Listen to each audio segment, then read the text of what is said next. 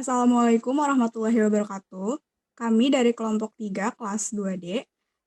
Pada kesempatan kali ini kami akan mempresentasikan hasil diskusi kami yang berupa desain laboratorium farmasi. Sebelum lanjut ke materi, izinkan saya untuk memperkenalkan anggota kelompok 3. Anggota kelompok 3 terdiri dari Saya Ganis Chandra Dewi dengan NIM 1918354. Saya Ica Martina Berbangun dengan NIM 1918363.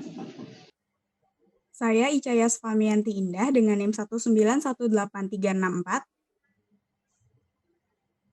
Saya Indah Rizky Amelia dengan NIM 1918367. Saya Indraswari Prayuta Naftafianda dengan NIM 1918368. Saya Nirmal Novian Agustin dengan NIM 1918433.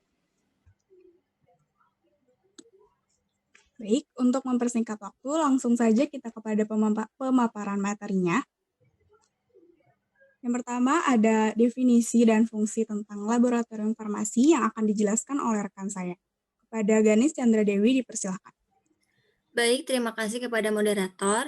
Yang pertama itu definisi. Laboratorium farmasi digunakan untuk membuat formulasi sediaan obat dalam bentuk tablet, kapsul, larutan, salep, dan lain-lain. Laboratorium ini juga digunakan untuk melakukan pengujian hasil sediaan obat yang diproduksi. Next.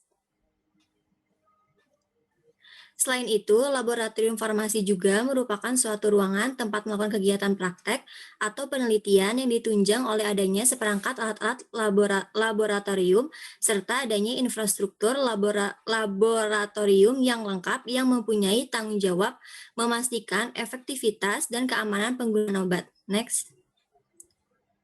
Selanjutnya itu fungsi. Laboratorium farmasi konvensional memiliki fungsi yaitu untuk melakukan eksperimen biasa dan eksperimen terbuka yang diperlukan dalam rencana pengajaran. Karakteristiknya yaitu proyek percobaan memiliki stabilitas tertentu dan instrumen kaca dan peralatan yang digunakan juga sesuai. Selanjutnya dikembalikan kepada moderator. Terima kasih kepada Ganis Chandra Dewi yang telah memaparkan materinya. Selanjutnya untuk parameter akan dijelaskan oleh Indraswari. Pada Indraswari, saya persilakan. Terima kasih. Terima kasih untuk moderator. Selanjutnya di sini saya akan menjelaskan parameter yang digunakan untuk pengerjaan di laboratorium farmasi. Yang pertama ada uji organoleptik, selanjutnya membuat serta menguji formulasi sediaan obat dalam bentuk tablet, kapsul, larutan, salep, dan lain-lain. Kemudian ada uji viskositas cairan. Yang keempat, menentukan titik lebur dari suatu senyawa. Selanjutnya, menguji sediaan obat steril dalam bentuk injeksi ampul dan vial, salep mata, tetes mata, serta infus intravena. Kemudian ada uji mikroba patogen, uji batas logam berat, dan uji senyawa kimia. Kemudian ada menetapkan kadar obat dengan menggunakan spektrofotometer UV vis. Ada uji toksisitas akut dan subkronis, dan yang terakhir ada uji kelayakan. Next. Selanjutnya ini merupakan alur pengerjaannya. Yang pertama, sampel uji setengah jadi dimasukkan ke lab farmasi. Setelah sampel diterima, dimasukkan ke lemari penyimpanan di ruang lab konvensional. Yang kedua, sampel uji disiapkan di ruang laboratorium konvensional dan ditimbang di ruang timbang. Kemudian yang ketiga, sampel uji dicek zat terkandungnya di ruang lab instrumen. Kemudian dilakukan pengujian kembali untuk memeriksa keberadaan bakteri di ruang mikrobiologi. Next. Yang kelima, periksa rentang kadaluarsa di lab konvensional. Dan yang terakhir, sampel dimasukkan ke dalam lemari sterilisasi agar sampel lebih higienis dan siap untuk dipasarkan.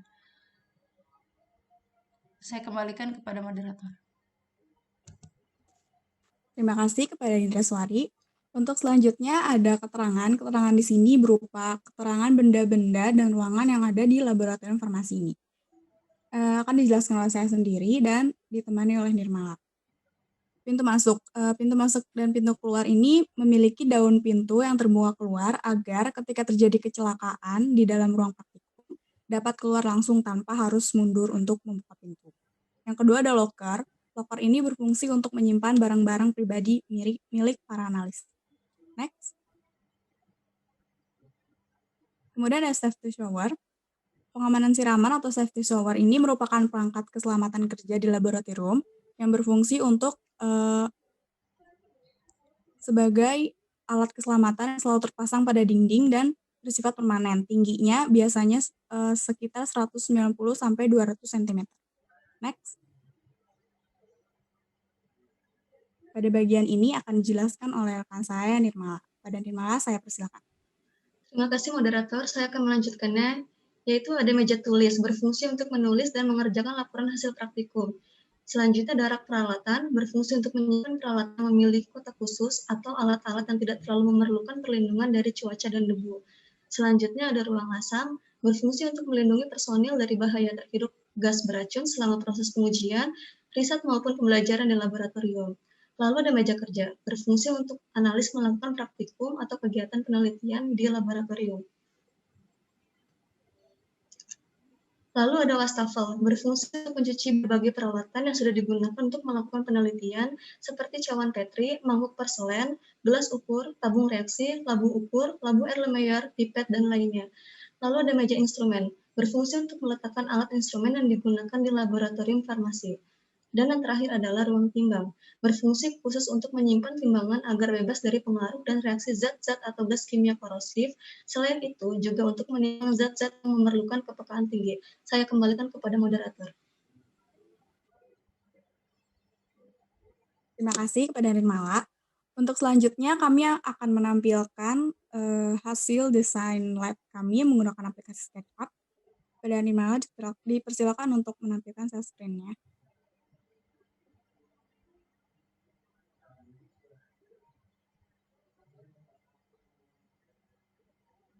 Baik, ini merupakan hasil kerja kami yang berupa desain lab laboratorium farmasi dalam bentuk 3 dimensi. Penjelasan lebih lanjut akan dipaparkan oleh rekan saya, yaitu Ica Martina dan Indah Rizky. Pada Ica dan Indah, saya persilakan. Baik, terima kasih moderator. Di sini saya akan menjelaskan 3 dimensi dari laboratorium farmasi yang kami buat. Di sini kami membuat lab farmasi itu ada laboratorium konvensional dan laboratorium instrumen. Sebelumnya, ukuran dari keseluruhannya itu yaitu 990 dikali 990 cm. Di dalam lab konvensional yang akan saya jelaskan itu adalah untuk persiapan lab sampel uji. Di sini saya akan menjelaskan dari pintu masuk dari lab konvensional. Dapat dilihat dari layar itu ada pintu masuk, itu jumlahnya 2, dan pintu keluar itu ada 2, tetapi memiliki ukuran yang berbeda. Pintu masuk itu ukurannya 105 cm, sedangkan pintu keluar itu ukurannya 90 cm. Selanjutnya, dekat pintu masuk ada wastafel yang di sebelah kanan, lalu sebelah kirinya itu ada locker atau lemari untuk menyimpan alat K3 ataupun alat-alat pribadi analis yang akan melakukan uji sampel. Di samping dari wastafel itu ada shower. Showernya ukuran dari temboknya itu tingginya 4 meter, sedangkan lebarnya 1 meter.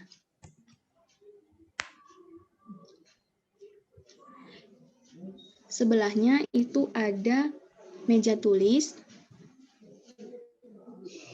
dengan ukuran panjangnya itu 1,9 meter. Baru selanjutnya sebelahnya ada meja peralatan ataupun rak peralatan dengan panjang 3,6 meter.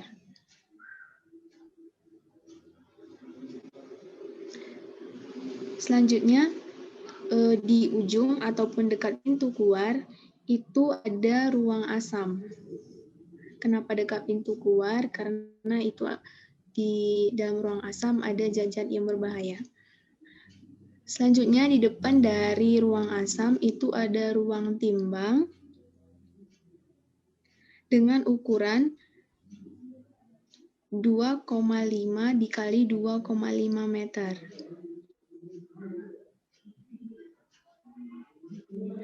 Di dalam ruang timbang dilengkapi neraca analitik yang berjumlah 2.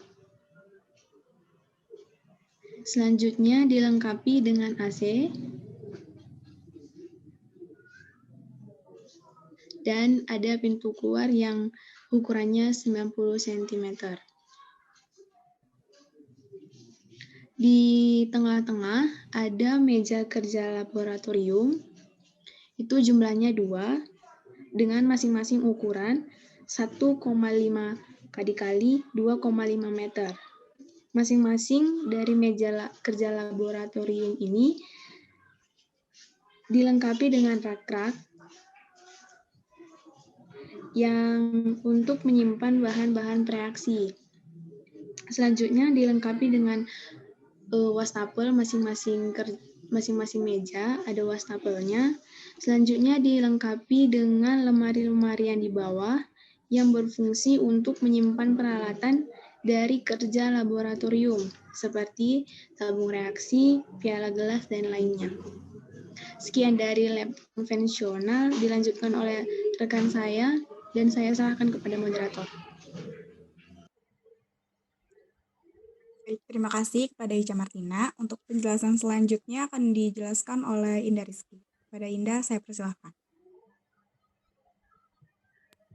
Baik, terima kasih moderator. Pertama ada ruang instrumen yang di dekat dengan pintu masuk. Memiliki luas 3,7 kali 2,3 meter. Di dalamnya terdapat spektrofotometer UV vis, furnace, dan open, dan dilengkapi dengan AC. Memiliki lebar pintu 0,9 meter. Lalu di sebelahnya ada lab mikrobiologi yang di dalamnya yang memiliki luas 3,4 kali 2,3 meter. Di dalamnya terdapat 3 mikroskop dan lemari sterilisasi dan memiliki lebar pintu 0,9 meter. Lalu di sebelahnya ada ruang untuk meja tulis.